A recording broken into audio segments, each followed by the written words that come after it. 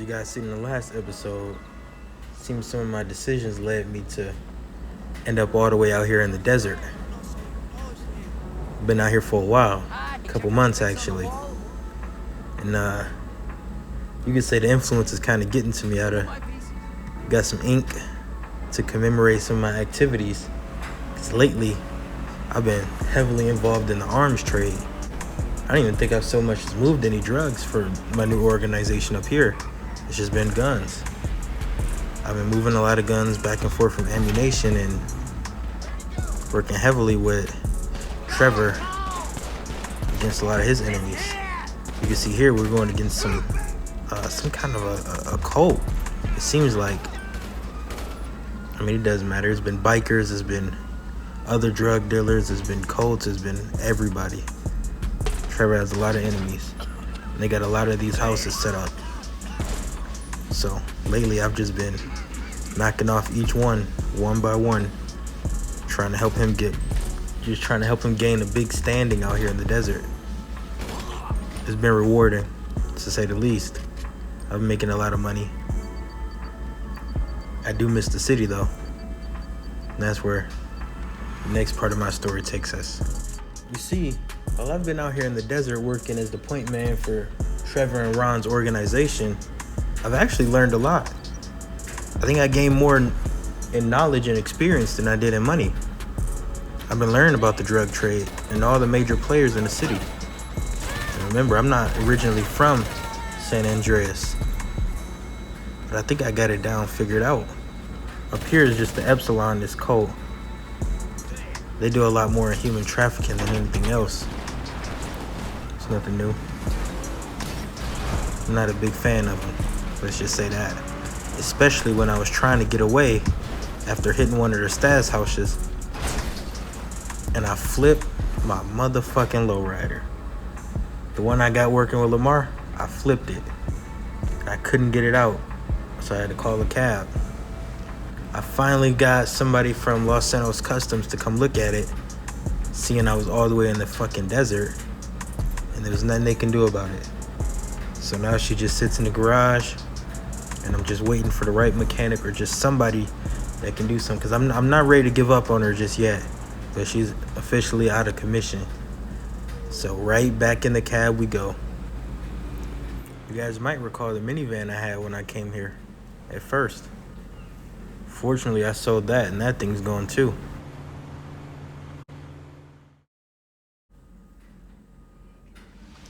It's been a year since I've been working in the desert, and there's been a major player rising in Los Santos lately. A huge drug trafficker. Somebody who has a lot of ties to Vice City, just like I do. His name is Martin Madrazo.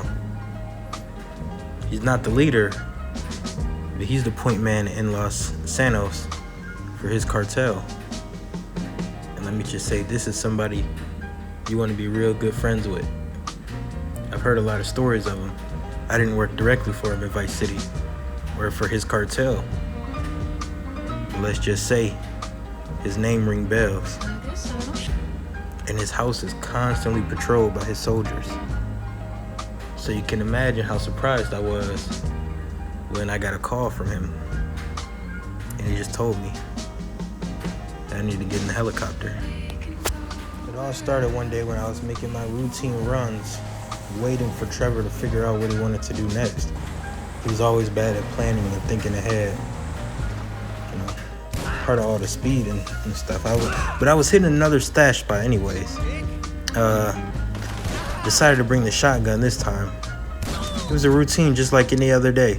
Just go in, neutralize everybody in the building, figure out where they hide the code, take whatever they got in the safe out, bring it to Ron.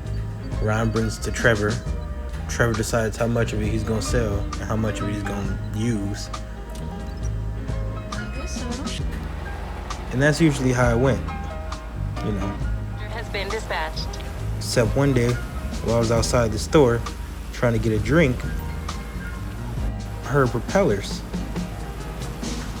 And I knew it was weird. So I turned around and I seen a helicopter. That's when I got a text from Martin. He He said, I think you'll find that you want to get in this helicopter and meet me. I have real important work, and I've been hearing your name a lot lately. So I decided I think it might be worth it. So I wanted to take that risk. Hope you enjoyed the ride. And the helicopter flew me straight to his house. Here, enjoy. The meeting actually went pretty well. You know, as well as a meeting with a cartel boss can go. He just showed me around, told me all of this could be mine one day if I just really applied myself, picked better friends. I could tell he was talking about Trevor. I guess the two of them had already met, and they previously had a bad relationship. I just agreed to help him because he had a lot of issues. And when I say a lot, I mean Martin has a lot of issues in the city, which was perfect for me because I needed the employment. So of course, considering I had took the helicopter here, I needed to ride back into the city. Now, if you recall from the last episode, I was actually banned from the city, but Martin was able to clear it all up. He got everything figured out. I was allowed to regain entry back into the city, and the ballers, it was made very clear that I was untouchable.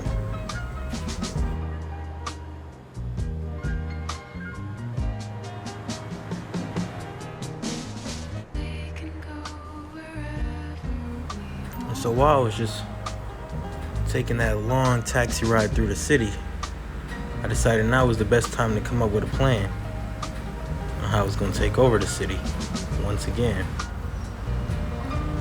I think I was going to steer clear of Lamar this time. It's too unpredictable, too unfocused. I think I was going to take Martin's advice on Trevor and probably steer clear, at least for now. Just seemed Trevor wasn't going anywhere. I think I was going to run with Martin and see just how far I could go working exclusively for his organization. He seemed to have a lot of problems with people in his own organization, loyalty-wise.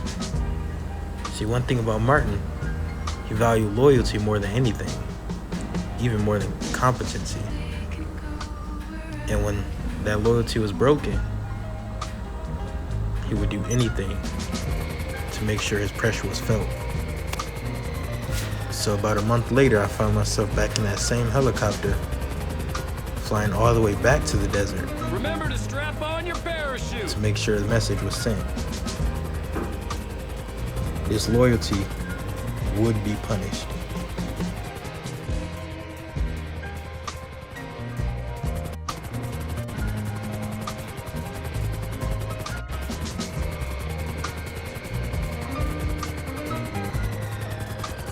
I really enjoy talking to you.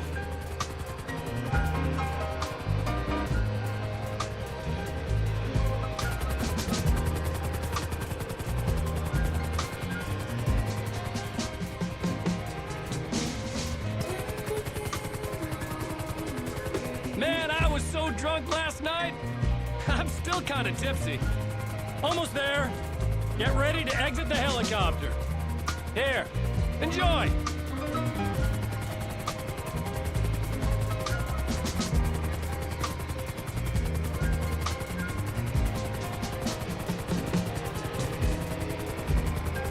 You see, for someone as powerful as he is, Can you hurry up? Martin has a weakness. A weakness that a lot of us share. And that was women. Martin's weakness was a woman. You'd think with him being married, this wouldn't be such a Achilles heel for him. But it was. Some bikers kidnapped one of his associates, I guess we could say. And they were holding her at this abandoned motel. So I was to rappel in, clear out the bikers, The helicopter is and on get the its girl way. back safe. And that's what brings us to our first excavation. Of course, this isn't my first time dealing with the bikers, especially working with Trevor. So it was pretty easy to get rid of them. especially considering I had my tech. I really was starting to miss the AK a lot, but the AK fell with my lowrider. I would do anything to get that back. Anything. But for now, I just had this tech and my pistol and my brains. And I wasn't going to show Martin that I was with any excuses. So I was going to make it my mission personally to get this girl back home. Or as close to home as she can.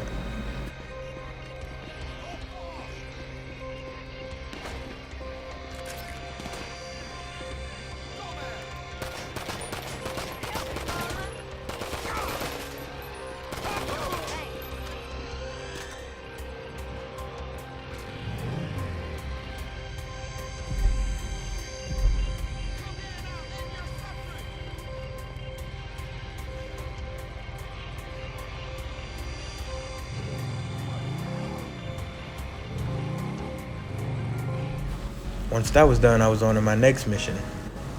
Getting into this mansion, flooded by government agents. Apparently, someone here had betrayed Martin's trust and loyalty. They were going to give a statement against Martin. Apparently, Martin had a lot of issues with people snitching on him. This was just one on a long, long list. But of course, I wanted to prove my worth and prove that I could step up in his organization and make this problem disappear.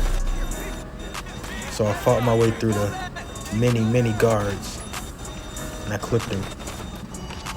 Of course, I had to send Martin proof of the job well done. Then I had to figure out a way to get out of there. And of course, being as resourceful as I am, a red Coquette. Special vehicle, to be honest. But then it was time for my second mission. A witness. Somebody who was going to testify in court against Martin's organization. She almost got away too. I almost missed her at the red light. But of course I was able to spin her around. Hello. So you found the place. Well, you're the talk of the streets, my friend. Can I call you that? I feel we will be great friends. Hey, look at this place. Isn't it beautiful?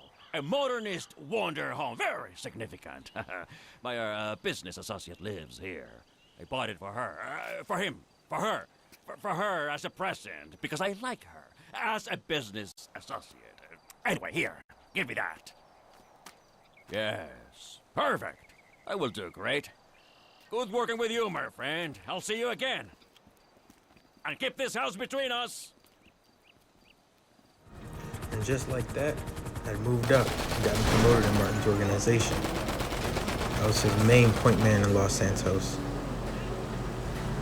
And that seen me knocking a lot of people off. And that meant a lot of people. See all those hang-around people at his front door? Those are just regular people. I was now running my own team. A team full of soldiers. Of course, I prefer to work alone. But it was nice to have some people working for me for once. I remember this one time, we cleared a whole building just because Martin didn't like some of the people at the top. Guess they weren't paying enough back. So I ran in with my team of 4. We absolutely cleared the whole place out. No police, no nothing. They almost didn't even know we were coming. And by the time they figured it out, it was just too late. Everybody was dead. I finally started to see myself moving up in the world, moving up in the city of Los Santos.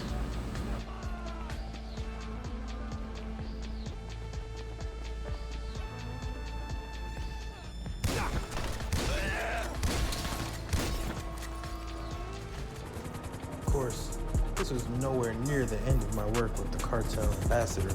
Hold on This was tight. only the I beginning, don't want any more accidents. but I could finally see it as the beginning of was something huge.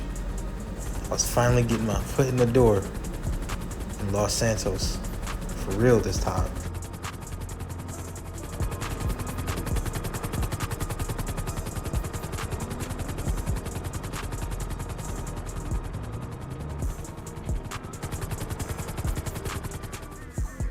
Brilliant, brilliant, brilliant. I love you. In an appropriate way, I mean. If I didn't, you would be dead, of course. Oh, Patricia. No, I'm playing golf. Golf. 4! You've been hysterical. It's the menopause again. That never happened. I'm afraid I cannot be spoken to like that. No, no. Golf, I tell you. Estás vieja, no entiendes. Perfect. Perfect. A pleasure doing business with you.